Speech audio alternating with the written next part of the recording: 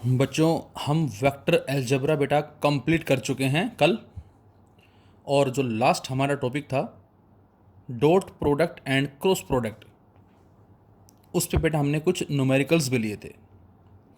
अब ज़रा इसी कैटेगरी में हम कुछ और क्वेश्चंस देखते हैं। डॉट क्रॉस पे भी हैं और इसके साथ साथ कुछ जनरल क्वेश्चंस भी हैं फ्रॉम वेक्टर अलजेब्रा। तो जिसमें क्वेश्चन हमें दे रखा है A vector plus 2b vector dot 2a vector minus 3b vector, मतलब वेक्टर ए और ट्वाइस ऑफ वेक्टर बी उनका addition and twice of vector A and thrice of vector B इनका सब्ट्रैक्शन, उनका आपस में डॉट प्रोडक्ट जो है बेटा ये हमें प्रूव करना है। किसके बराबर होना चाहिए? 2a² plus a B cos theta minus 6b²। Means left side को हमें राइट के बराबर प्रूव करना है। तो यहां टेकिंग लेफ्ट हैंड साइड, हम लेफ्ट साइड लेके चलते हैं और इस वैल्यू को एज इट इज हमने लिखा। अब यहां से हम जब इस ए वेक्टर को इस 2a वेक्टर से डॉट लेंगे तो ये कुछ ऐसे लिखा जाएगा। बेटा इसको मल्टीप्लाई करते हैं किसके साथ? इसके साथ। जैसे सिंपल आप करते हैं से x plus y into 2x minus 3y, suppose इस तरह से है, या मैथमेटिक्स में करते हैं तो जब इस x को इससे करेंगे तो आप लिखते हैं इसको 2x²। फिर इस x को 3y से करते हैं तो ये बन जाएगा माइनस 3xy। फिर इस y को इससे करेंगे ये बन जाएगा 2xy, और इस y को इससे करेंगे ये बन जाएगा माइनस 3y²। तो उसी तरह से है, बस यहाँ पर डॉट प्रोडक्ट और आ गया। तो बेटा ये a और ये a और 2 बाहर आ जाएगा। सो 2 into A vector dot A vector. अब इसी a को करेंगे माइनस 3b के साथ तो माइनस 3 इंटू ए डॉट भी आ जाएगा। उसके बाद इस 2b वेक्टर को इस 2a वेक्टर से लेंगे डॉट, तो 2 इंटू 2 4 और b vector dot a vector, और माइनस इस 2b को माइनस 3b से करेंगे तो ये माइनस 6b डॉट b बन जाएगा। अब यहाँ पर डॉट प्रोडक्ट की प्रॉपर्टी लग जाएगी जो क्या कहती है, किसी वेक्टर का उसी वेक्टर से जो डॉट प्रोडक्ट है बेटा वो किसके बराबर होगा? तो आंसर है उसके मैग्नीट्यूड के स्क्वायर के बराबर। As we know a dot a equal to a cos theta. अब वेक्टर दोनों ही सेम है तो ऑब्वियस है थीटा क्या होगा? 0 होगा, एंड कोस 0 1, तो ये बन जाएगा a²। 3a dot b and a dot b is a B cos theta plus 4b dot a and b dot a means b a cos theta. और हम पढ़ चुके हैं बेटा कि a डॉट बी बराबर b डॉट ए के होता है, लेकिन a cross b cross a के बराबर नहीं होता। डॉट प्रोडक्ट में ऐसा होता है। तो ये कम्यूटेटिव लॉ को ओबे करता है डॉट वाला, लेकिन क्रॉस वाला जो है वो ओबे नहीं करता। तो इसको हम बी ए कोस थीटा या ए बी कोस थीटा भी बोल सकते हैं। और minus 6b dot b that is 6b²। तो बच्चों ये माइनस 3ab कोस थीटा और ये प्लस 4ab कोस थीटा, तो प्लस ab कोस थीटा यहाँ से मिला बेटा, 2a² यहाँ से है और माइनस 6b² यहाँ से है। So finally 2a² plus ab कोस थीटा माइनस 6b²। तो यहाँ से लेफ्ट साइड जो है वो राइट के बराबर आ जाती है। नेक्स्ट क्वेश्चन दिया बेटा हमें, A vector plus B vector modulus equal to A vector minus B vector modulus, determine the angle between A and B. अक्सर इस तरह के क्वेश्चन हम एग्जाम में देते हैं कि इसमें हमें ए और बी वेक्टर के बीच का एंगल फाइंड आउट करना है।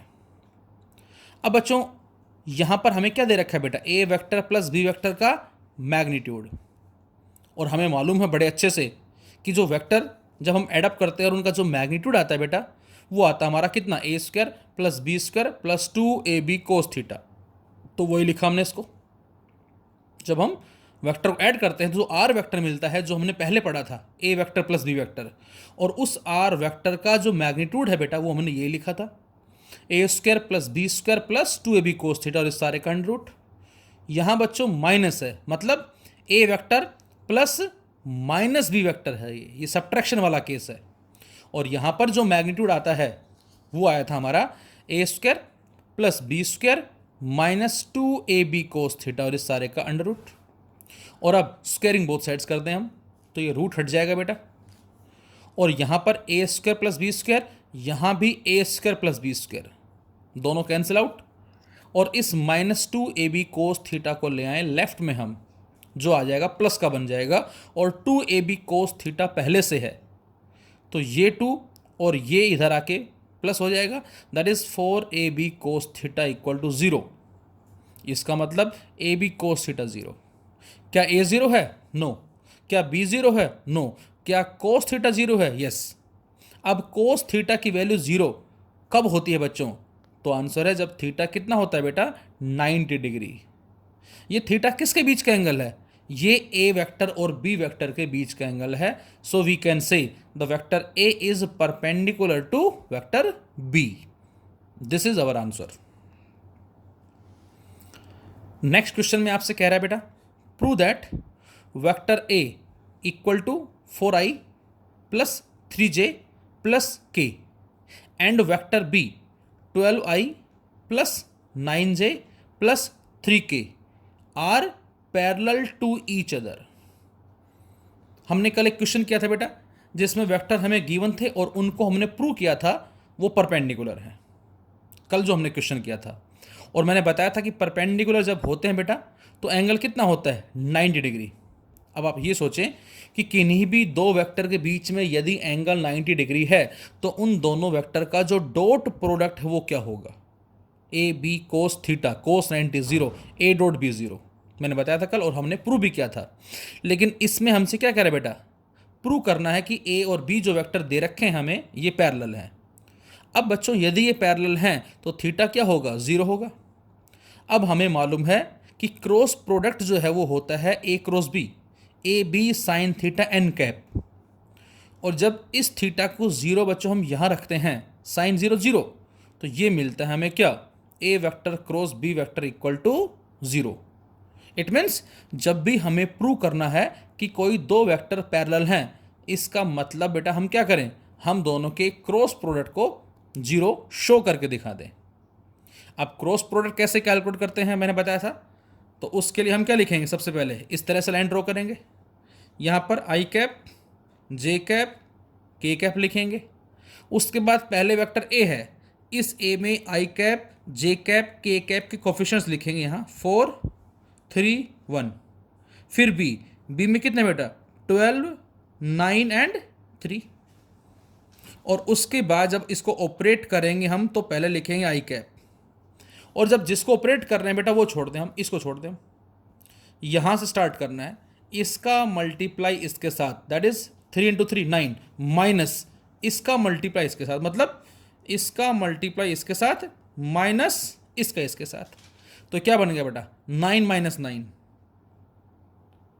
0 आ जाएगा। फिर माइनस जे। अब जब जे को ऑपरेट करेंगे तो इसको इसके साथ 12 माइनस 12 क्या आया बच्चों? 12 माइनस 12, ये भी 0 आ गया।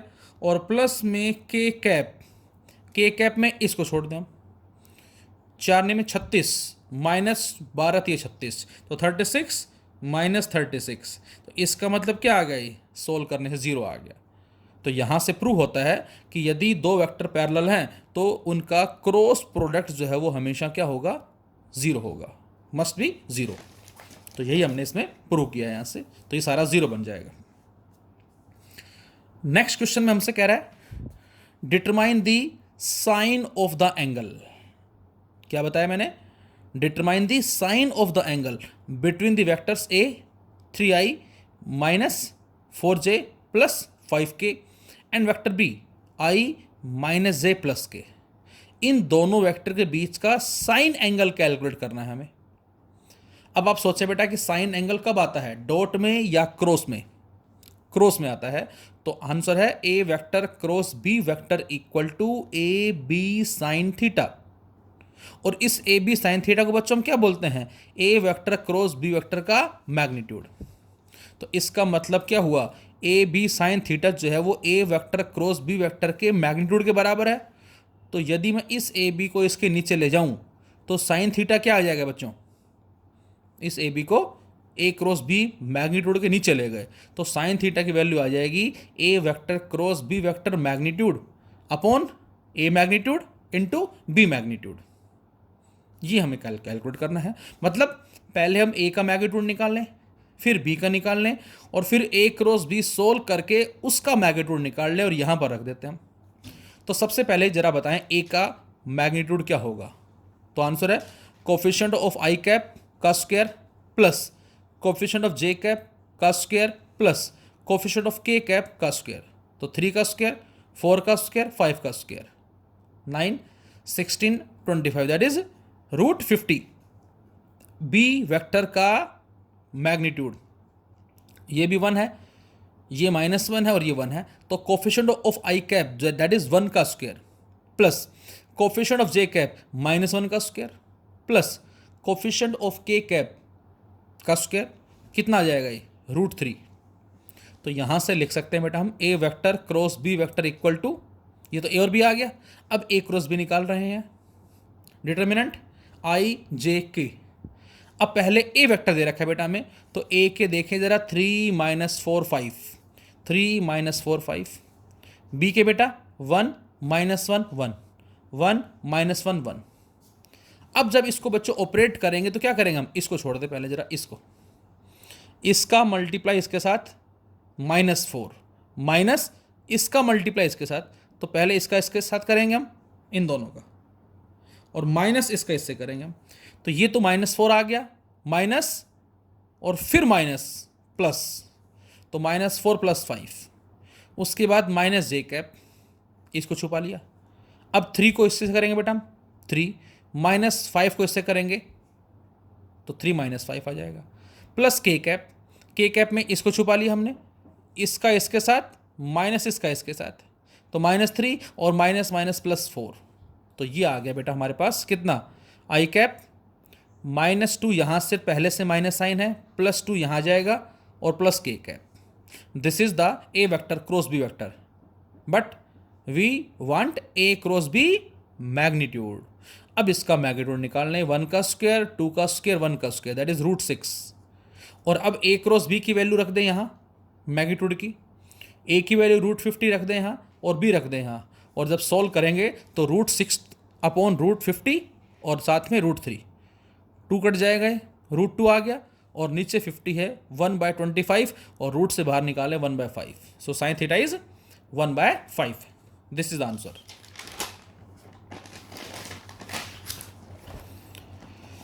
इसी में ही आपसे कहा जाए बच्चों, ये थोड़ा सा अच्छा क्वेश्चन है, इजी है खैर। ए particle has initial velocity 3i + 4j and acceleration 0.4 i cap plus 0.3 j cap. हमें किसी पार्टिकल की इनिशियल वेलोसिटी वेक्टर दे रखा है बेटा, और हमें उसका एक्सेलरेशन दे रखा है। Calculate the speed of the particle after 10 seconds. हमें 10 सेकेंड के बाद उसकी स्पीड जो बतानी है। तो बच्चों ये रिलेशन आपने 9th क्लास में पढ़ी थी बेटा, इसको भी हम आगे स्टडी भी करेंगे फिलहाल। That is v = u + at, s = ut + ½ at square, v² - u² = 2as। तो फिलहाल यहाँ पर हमें इनिशियल वेलोसिटी वेक्टर जिसको हम u लेते हैं गिवन है, एक्सेलरेशन जो है बेटा वो भी गिवन है, और टाइम t भी गिवन है, v हमसे पूछा है बच्चों। तो ये हमारी एक जनरल इक्वेशन है जिसको वेक्टर फॉर्म में हम कैसे लिखते हैं बच्चों, इसको वेक्टर फॉर्म में लिखते हैं बेटा v vector = u vector plus a vector into t, और अब इनकी वैल्यूज को पुट कर दें। u that is 3i + 4j यहां रख दिया हमने, plus a is 0.4i + 0.3j into t is 10 seconds, और जब इस 10 को इस ब्रैकेट के अंदर मल्टीप्लाई करेंगे बच्चों तो ये बन जाएगा कितना, 0.4 into 10i cap that is 4i cap plus 0.3 into 10 into j cap that is 3j cap, तो ये बन जाएगा 4i + 3j। इसका मतलब ये 3i + 4j है और ये 4i + 3j बन गया, तो इसका मतलब बेटा ये 3i और ये 4i दैट इज 7i, ये 4j और ये 3j 7j, तो v वेक्टर हमारा आ गया 7i + 7j। लेकिन हमें इसका मैग्नीट्यूड कैलकुलेट करना है, क्योंकि स्पीड जो है वो मैग्नीट्यूड को रिप्रेजेंट करती है बट नॉट द डायरेक्शन। तो अब कोफिशिएंट ऑफ आई कैप का square plus coefficient of j cap का स्क्वायर, तो बच्चों ये आ जाएगा 7√2 units. This is the answer. Next question में हमसे कह रहा है बेटा, a particle moves in x y plane according to the relation. कोई पार्टिकल एक्स वाई प्लेन में मूव कर रहा है और उसकी जो इक्वेशन है हमें, जो उसके कोऑर्डिनेट्स दे रखे हैं किसी इंस्टेंट पे, वो हमें दे रखे हैं x equal to 4 sin 6t and y equal to 4 inside 1 minus cos 6t। Find distance traversed by the particle in 5 second. बच्चों हमें उस पार्टिकल का डिस्टेंस कैलकुलेट करना है जो उसने अचीव किया है विद इन 5 सेकेंड्स, 5 सेकेंड के अंदर। अब जरा देखें ये x और y क्या है, उस एक्स वाई प्लेन में उस पार्टिकल की किसी भी इंस्टेंट पे जो पोजीशंस हैं वो हमें दे रखी हैं ये इस फॉर्म में, और हमें डिस्टेंस कैलकुलेट करना है। अब सीधा सीधा यदि मैं आपसे कहूं बेटा डिस्टेंस का फॉर्मूला क्या होता है, तो बच्चों आप बताएंगे v equal to s by t then s equal to v t. ये हमारा फॉर्मूला होता है। s निकालने के लिए हमें v चाहिए और t चाहिए। अब बच्चों यहां t हमें दे रखा है बेटा 5 सेकेंड, v गिवन नहीं है, हमें x और y दे रखा है। अब यदि मैं आपसे कहूं ये बताएं कि यदि हम इस x को डिफरेंशिएट करेंगे टाइम के रेस्पेक्ट में तो क्या मिलेगा, तो आप कहेंगे सर जब हम इसको डिफरेंशिएट करेंगे x को तो ये बन जाएगा dx by dt and this dx by dt is known as vx, that is velocity along x axis. dx by dt rate of change of displacement, जो हमने स्टडी करना भी है और जो आप 9th में भी स्टडी कर चुके बेटा। तो dx by dt बन जाएगा बच्चों vx जब इसको डिफरेंशिएट करेंगे, और जब इसको डिफरेंशिएट करेंगे y को dy by dt ये बन जाएगा vy। तो इससे हमें vx मिल जाएगा और इससे हमें vy मिल जाएगा, और उस vx vy से क्या निकालेंगे बेटा, हम उन दोनों से हम निकालेंगे रिजल्टेंट वेलोसिटी की वैल्यू यूजिंग पैरेललोग्राम, और वो जो v आएगी उसको यहाँ पर पुट करके हम टाइम से मल्टीप्लाई करके s की वैल्यू को फाइंड आउट कर सकते हैं।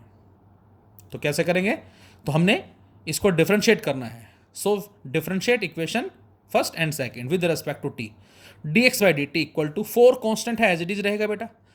अब sin 6t 4 कांस्टेंट है, एज इट इज रहेगा। क्यों? क्योंकि 4 इस साइन के साथ मल्टीप्लीकेशन में है। मैंने बताया था आपको डिफरेंशिएशन में कि जब भी कभी कोई कांस्टेंट किसी भी वेरिएबल के साथ मल्टीप्लीकेशन में या डिवीजन में है तो एज इट इज रहेगा, और यदि एडिशन या सब्ट्रैक्शन में है तो उसका डिफरेंशिएशन 0 हो जाएगा, लेकिन ये मल्टीप्लीकेशन में है एज इट इज। अब साइन 6t का क्या होगा, कोस 6t, साइन का कोस होता है, और उसके साथ t का जो कोफिशिएंट है बेटा वो बाहर आएगा। t के साथ कितना है 6। डिफरेंशिएशन में बेटा ये मल्टीप्लाई होता है और इंटीग्रेशन में ये डिवाइड होता है। तो थोड़ा सा एक बार ध्यान रखें, जो हमने डिफरेंशिएशन और इंटीग्रेशन पढ़े थे नहीं ध्यान, तो एक बार आप प्ले लिस्ट में जाकर और जो यूनिट फर्स्ट हमारी यूनिट्स एंड मेजरमेंट, वहाँ पर आप चेक करें, वहाँ पर एक वीडियो होगा डिफरेंशिएशन और इंटीग्रेशंस के नाम से, कि फिजिक्स में जो हम डिफरेंशिएशन और इंटीग्रेशन यूज़ करते हैं बेटा, हालांकि काफ़ी एडवांस है डिफरेंशिएशन और इंटीग्रेशन, लेकिन फिजिक्स में हम इतने एडवांस यूज़ नहीं करते, थोड़ा सा इजी जो है वो हम यूज़ करते हैं जनरल कैलकुलेशंस वगैरह के लिए। हाँ, आगे और भी थोड़ा एडवांस हमें मिलेंगे यहाँ से, 12th में काफ़ी न्यूमेरिकल हमें मिलेंगे, 11th में भी हैं, लेकिन यहाँ डायरेक्ट ज़्यादा टिपिकल हमें रिजल्ट्स नहीं मिलते हैं। तो यहाँ से बेटा cos 6t साइन 6t का cos 6t और t का जो भी कोफिशिएंट हो बाहर, तो 6 × 4 24, तो vx equal to 24 cos 6t। Similarly differentiate करने से पहले जरा इस 4 को अंदर मल्टीप्लाई कर दो बेटा, 4 - 4 cos 6t ये आ जाएगा। अब यहां देखें जरा, ये 4 कांस्टेंट है और इसके साथ एडिशन में आ रही है, मतलब एडिशन या सब्ट्रैक्शन में आ रही है, तो बेटा अब इस 4 का 0 हो जाएगा डिफरेंशिएट करने के बाद। तो dy by dt जो कि vy बोलेंगे हम, 4 का हो गया 0, -4 ये एज इट इज रहेगा क्योंकि ये cos के साथ मल्टीप्लिकेशन में है। अब cos 6t का होता है बेटा माइनस साइन 6t, ये लिखा मैंने माइनस साइन 6t, और t का जो भी कोफिशिएंट है वो आगे आ जाएगा। तो क्या आ जाएगा, ये minus minus plus 24 sine 6t आ गया। तो इसका मतलब वी एक्स कितना आया 24 cos 60, वी वाई कितना है बेटा 24 sin 60। अब बताएं आप कि रिजल्टेंट वेलोसिटी कैसे आएगी यूजिंग पैरेललोग्राम, क्योंकि एक वी एक्स है और एक वी वाई है, तो डायगोनल साइड हमें क्या देगी रिजल्टेंट वेलोसिटी कितनी होगी वी एक्स का स्क्वायर प्लस वी वाई का square plus 2 V X V Y cos 90। 90 क्यों लिखा मैंने, क्योंकि x और y म्यूचुअली परपेंडिकुलर हैं और कोस 90 0। अब वी एक्स है 24 कोस 60 का स्क्वायर, वी वाई का स्क्वायर 24 साइन 60 का स्क्वायर। तो बच्चों 24 का स्क्वायर कॉमन ले लेंगे हम, और जब वो रूट से बाहर आएगा तो 24 बचेगा और अंदर बचेगा cos square 60 plus sine square 60। वो क्या बन जाएगा बच्चों, वो 1 बन जाएगा, हमारी आइडेंटिटी बन जाएगी ट्रिग्नोमेट्रिक फंक्शन की। तो फाइनली v आ गया 24, और अब इस 24 को यहाँ पर पुट करके, और जो भी हमें टाइम दे रखा है 5 सेकेंड, तो 24 इंटू 5 हम सोल्व कर लेंगे और वो हमारा क्या आ जाएगा बेटा, आंसर आ जाएगा, कितना आ जाएगा 120 meter. So we can say s equal to 120 meter. इसी में ही एक क्वेश्चन हमने और लिया, डिटरमाइन ए वेक्टर। हमें एक वेक्टर जो बेटा वो डिटरमाइन करना है, which when added to the resultant of a vector 2i minus 4j minus 6k and b vector 4i plus 3j plus 3k gives unit vector along z direction। Question बिल्कुल easy है बच्चों, लेकिन अक्सर इस तरह के क्वेश्चंस में first time या सेकंड टाइम में बच्चा मिस्टेक कर जाता है। बेटा इस क्वेश्चन का जो कॉन्सेप्ट है वो इस क्वेश्चन में ही छुपा हुआ है, जरा ध्यान से पढ़ें। डिटरमाइन ए वेक्टर, हमें बच्चों एक वेक्टर डिटरमाइन करना है, ये मैंने लिख दिया वेक्टर जो हमें फाइंड आउट करना है। विच व्हेन एडेड, जिसको हमने ऐड किया, ये ऐड कर दिया मैंने। किस में ऐड किया, रिजल्टेंट। किसका रिजल्टेंट, ए का और बी का। अब ए का और बी का जो रिजल्टेंट वेक्टर है बेटा उसको मैंने आर मान लिया, आर हो गया। तो हमें एक वेक्टर डिटरमाइन करना है जिसको ऐड किस में किया, ए और बी के रिजल्टेंट के अंदर, जिसको मैंने आर मान लिया। Gives a unit vector equal to, equal का मतलब ये हमें दे रहा है, क्या दे रहा है, यूनिट वेक्टर दे रहा है। किस तरफ दे रहा है, जेड डायरेक्शन में, और जेड डायरेक्शन में यूनिट वेक्टर क्या होता है बच्चों, के कैप। ये इसका मतलब है। इसी में ही यदि वो ये कहता लास्ट में gives a unit vector along negative y direction, तो बच्चों हम यहां पर क्या पुट करते, माइनस जे कैप पुट करते। इसी में गिवन होता gives unit vector along x direction, तो बच्चों हम यहां पर क्या पुट करते, आई कैप पुट करते। ये इसका मतलब है। तो हमें एक वेक्टर डिटरमाइन करना है जिसको ऐड कर रहे हैं ए और बी के रिजल्टेंट के अंदर, और वो हमें यूनिट वेक्टर दे रहा है जेड एक्सिस के अंदर के कैप। ये इसका मतलब है। अब बच्चों आर वेक्टर कैसे आएगा बेटा, तो आंसर है A vector plus B vector से आर वेक्टर आ जाएगा। जरा कर दे दोनों को ऐड। तो जैसे ही हम इन दोनों को ऐड करके आर लिखें यहाँ पर, तो बेटा ये 2i और ये 4i 6i, ये माइनस 4j, ये प्लस 3j माइनस j, ये माइनस 6k और ये प्लस 3k माइनस 3। तो क्या आ गया, ये आ जाएगा 6i minus j minus 3k। This is a plus b जो कि r है और प्लस वेक्टर है ही, इक्वल टू k कैप। और बेटा अब इस सारे को, जिसको हमने r का नाम दिया है, इसको ले जाओ राइट साइड में। तो जैसे ही राइट्स में जाएगा बेटा, तो 6i माइनस का हो जाएगा, माइनस j प्लस का हो जाएगा, और माइनस 3k प्लस का हो जाएगा, और उधर पहले से प्लस k मौजूद है तो प्लस 4k। तो हमारा आंसर आ गया बच्चों वेक्टर इक्वल टू माइनस में 6i plus j plus 4k, ये आ जाएगा वेक्टर। ये इसका मतलब है। एक छोटा सा हमने नोट लिया। आपने 10th क्लास में ऑप्टिक्स पढ़ी थी बेटा, रिफ्लेक्शन और रिफ्रैक्शन के कॉन्सेप्ट को भी आई थिंक स्टडी किया था।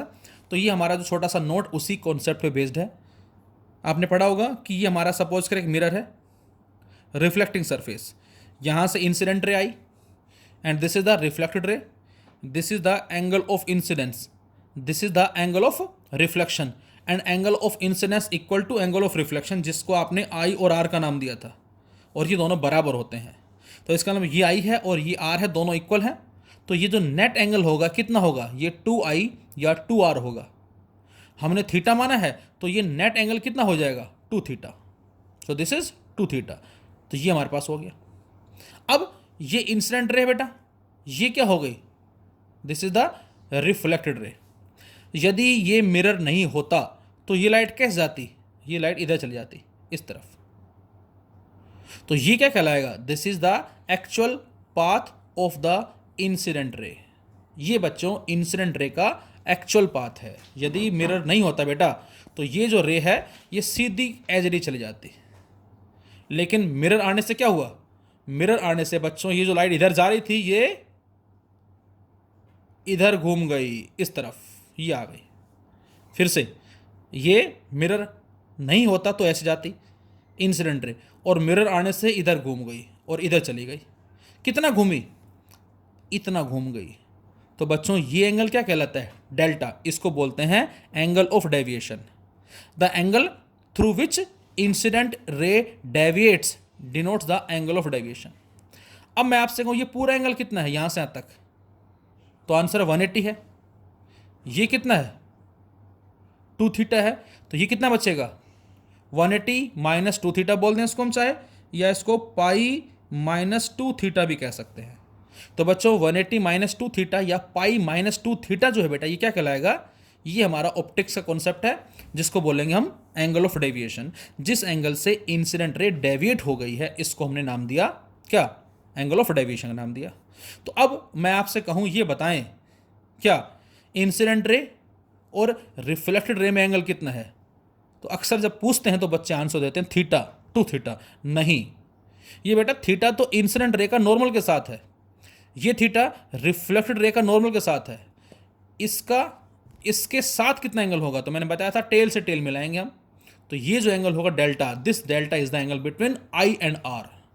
तो बच्चों वेक्टर अलजेब्रा में हमें आई और आर की इक्वेशन गिवन होती है और आपसे पूछता है इस थीटा की वैल्यू बताओ क्या होगी, find out the angle of incidence. हमें आई और आर जो है बच्चों वो वेक्टर फॉर्म में गिवन होते हैं बेटा, और हमसे इस थीटा जिसको हम एंगल ऑफ रिफ्लेक्शन बोल सकते हैं इसकी वैल्यू पूछता है। तो हमें मालूम है इस आई और आर में जो एंगल है वो डेल्टा है, तो यहां पर हम डॉट प्रोडक्ट वाली प्रॉपर्टी को यूज करते हैं और वो होती है I vector dot R vector. I मैंने इसको नाम दिया, आर इसको नाम दिया। जैसे A dot B, A B cos theta होता है, सेम उसी तरह से I vector dot R vector I R cos delta हो जाएगा। Delta is the angle between I and are. तो यहां से कोस डेल्टा क्या आ जाएगा बेटा, कोस डेल्टा आ जाएगा I vector dot R vector upon में आई आर, और इसको अब आप सोल्व कर लेंगे। तो सोल्व करने से बच्चों यहां से क्या मिल जाएगा हमें, यहां से बेटा हमें डेल्टा मिल जाएगा। सपोज मैं कहता हूं कोस डेल्टा इक्वल टू 1/2, तो आप बताएंगे डेल्टा इक्वल टू 60 डिग्री। तो हमें डेल्टा की वैल्यू पता लग गई 60 डिग्री, दैट इज इतने एंगल से इंसिडेंट रे डेविएट हो गई। और अब डेल्टा की वैल्यू 60 आ गई, यहां पर पुट कर दो, मतलब 180 minus 2 theta equal to delta. 2 theta इधर आ गया, डेल्टा इधर आ गया, तो 2 थीटा बराबर किसके आएगा बेटा, 180 माइनस डेल्टा। तो थीटा किसके बराबर आएगा, 180 माइनस डेल्टा बाय 2। तो यदि मैं कहता हूं थीटा की वैल्यू 60 डिग्री, सॉरी डेल्टा की वैल्यू 60 डिग्री आ गई, तो 180 माइनस 60 120, 120 बाई 2 60। तो आपका आंसर होगा कि सर एंगल ऑफ इंसिडेंस जो होगा वो 60 डिग्री होगा, या एंगल ऑफ रिफ्लेक्शन जो होगा वो 60 डिग्री होगा। तो इस तरह से भी हम कह सकते हैं, हमें क्वेश्चंस मिल सकते हैं। तो these are the numericals on vector algebra. Thank you.